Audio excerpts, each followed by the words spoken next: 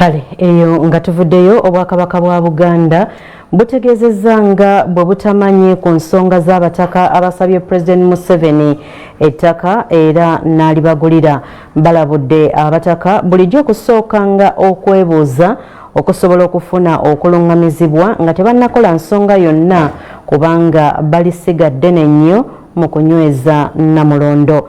Bino bisaliddwawo mu lukiiko lwa Buganda olutudde ku Bulange e Mengo oluvannyuma lw'abakiise b'olukiiko okubuuza Katikkiro ku nsonga z'abataka okusisinkana omukulembeze w'eggwanga n'atuuka n'okubagulira ettaka.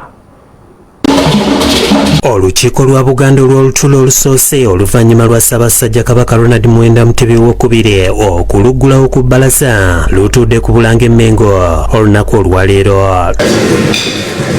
Luno lukubiriziddwa Sipiika Patrick Luwaga Mugumbule nga basoose kulayiza baminisita abajja abalondebwa ng'era omukolo guno gukoleddwa Ssaabawolereza wa Buganda Christopher Bwanika.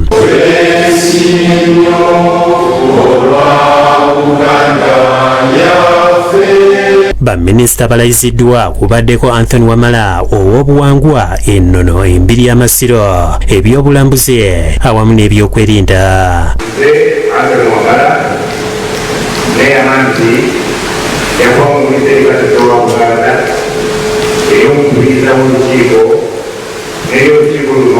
Kuno kuzeeko Robert Serwanga w'abavubuka emizannyo n'ebitone, Kago Ahmed Magandaze n'ababaka Samuel Sempepwa owa Rwenzori n'abalala.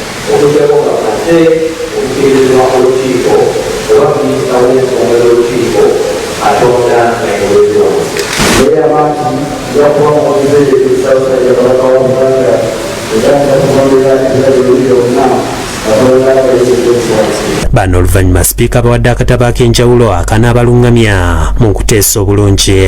Kuno kuzzeeko okwogera kwa Katikkiro ku ntambula y'emirimu Buganda n'okulungamya kwogera kw'Omutanda bwe yali akuza amatikkiro ge ag'omulundi ogwa30 n'okuggulawo olukiiko olwa31 okwaliwo wiiki ewedde.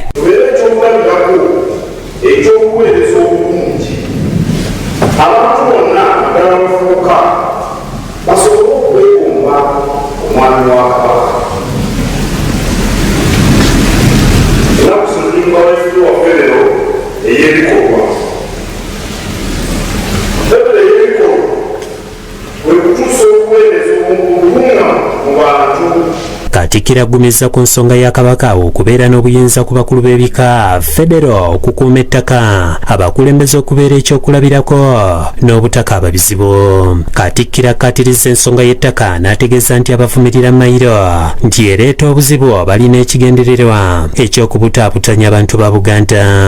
Alabudde abantu ba Buganda obuteekubagiza na kulowooza nti gavumenti yenna ebayamba mu buli kimu ng'eno babongoota.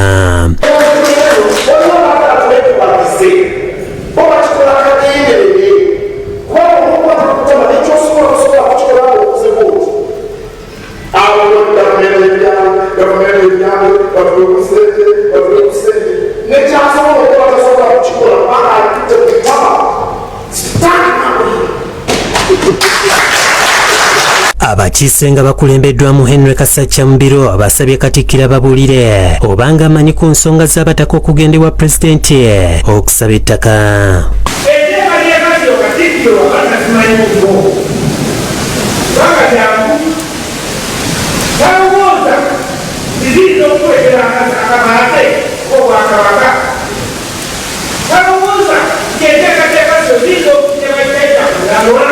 Mu kubaanukula Katikkiro yeesambye ensonga zino n'ategeeza nga bw'atazimanyiiko nga naye awulira mpulire.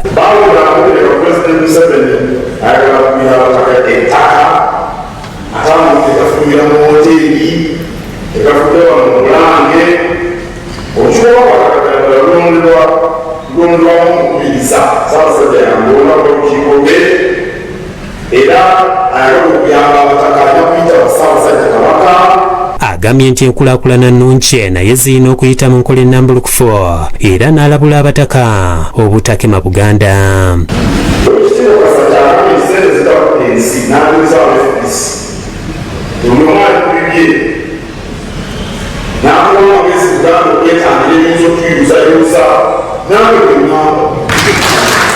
Nasa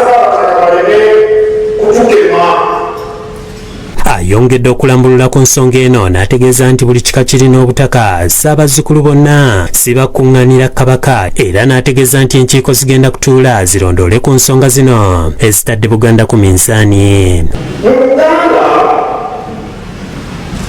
Buli mukulu wa kika yeebuga ku butaka.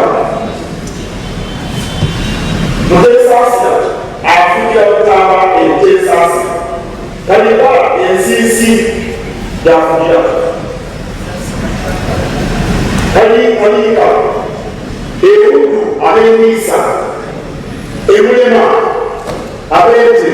Agambye nti ebikolwa by'abataka byandibasuula mu kateebe oba okulya ejji okwesubya omuwula, naye nti Namulondo erina okutasibwa.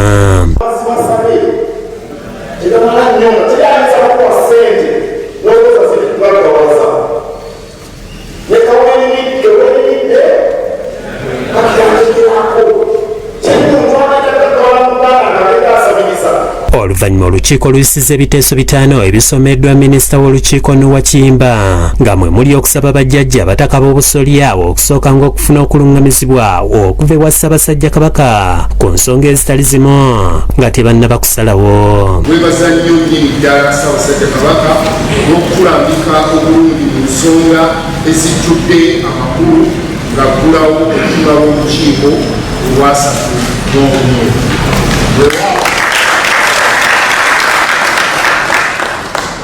Olukiiko luyisizza ekiteeso nga lusaba bajjajja abataka abakulu ab'obusolya okufuna okulungamizibwa kwa Ssaabasajja Kabaka Ssaabataka nga tebannaba kubaako nsonga zonna zakwekulaakulanya zebeenyigiramu. Lydia Nakigulye ne Ronald Kakoza be bakusakidde eggulire lino. Ku dakiika 11 ezakayita ku ssaawa emu ekitundu kyaffe ekisooka eky'amawulire agabuutikidde bwe kityo bwe kitambudde katuwummulemu naye nkomawo n'amalala mangi mulimu ne gano. Paalamenti yakuleeta etteeka erinaalungamya ba HR mu bitongole basusse okubeera ab'ekiboggwe.